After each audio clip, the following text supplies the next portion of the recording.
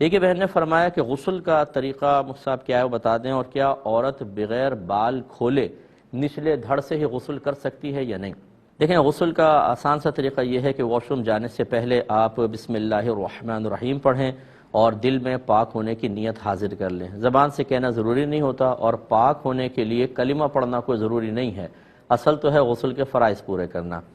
پھر آپ الٹا قدم رکھ کر باتھ روم میں داخل ہوں، اب اندر کوئی کلام نہیں کریں گے۔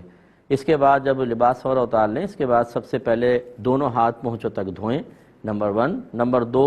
پھر اگر جسم پہ کوئی گندگی وغیرہ لگی ہو تو اس کو صاف کیجئے۔ پھر تیسرا، نماز کی طرح کا وضو کریں۔ اس کے بعد چوتھا، پورے جسم پر تیل کی طرح پانی کو مل لیں، خصوصاً جب سردیوں میں آپ نہا رہے ہوں، اور خصوصاً جب شاور وغیرہ سے نہ نہا رہے ہوں، بالٹی وغیرہ سے، تو زیادہ ضروری ہے کہ ایسا کر لیں۔ اور یہ غسل جنابت کی میں آپ کو خاص بات یاد کر رہا ہوں، احتیاط، ورنہ عام غسل میں تو نہ بھی کریں، چلے مسئلہ نہیں ہے۔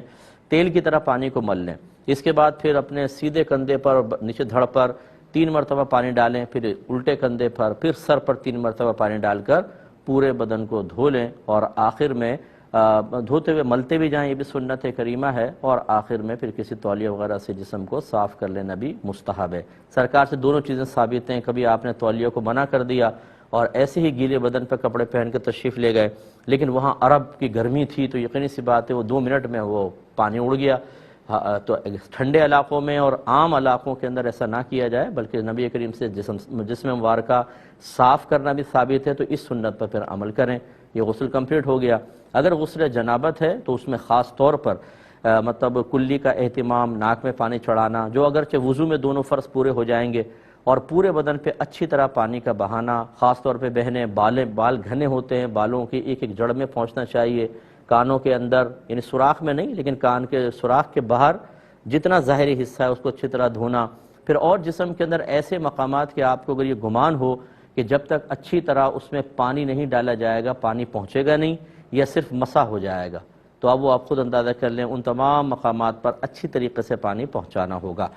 اب جو آپ نے بال کھولنے کا کہا، دیکھیں نبی کریم صلی اللہ علیہ وسلم نے ایک خاتون کو جس کی بالوں میں مینڈیاں بنی ہوئی تھیں، یعنی وہ 3-3 4-4 بنا کے بہت ساری مینڈیاں، ان کو کھولنا بڑا آزمائش تھا، تو سرکار نے ان کو اجازت دی کہ آپ اسی پر پانی بہا لیں، بس سر کے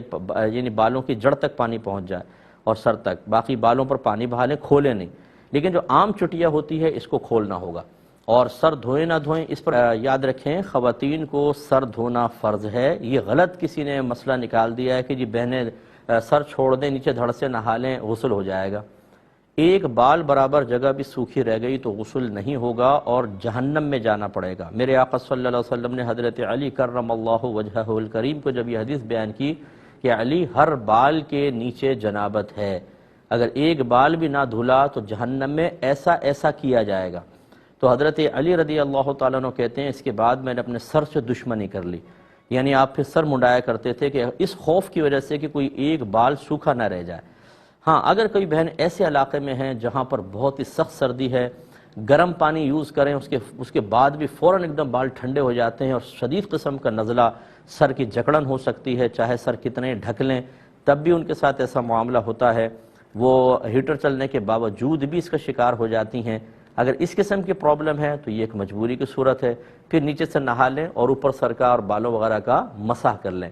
جب تک یہ کیفیات رہیں۔ یا بعض ایسے ہوتے ہیں جو مطلب ہیٹر افورڈ نہیں کر سکتے ہیں، ایسے بھی ہوتے ہیں بعض گھر تو وہ ٹھنڈا بہت زیادہ ہوتا ہے گھر، اس میں پھر یہ صورتحال ہے کہ اگر بال آپ گیلے کر کے رکھیں گی تو بہت زیادہ بیماری کا اندیشہ ہے، وہاں پر بھی اس کی اجازت ہوگی کہ جب تک یہ کیفیات باقی رہیں آپ سر کا مسح کر لیں اور چہرے کا بھی، اور نیچے پورا دھڑ اچھی طریقے سے دھو لیجئے۔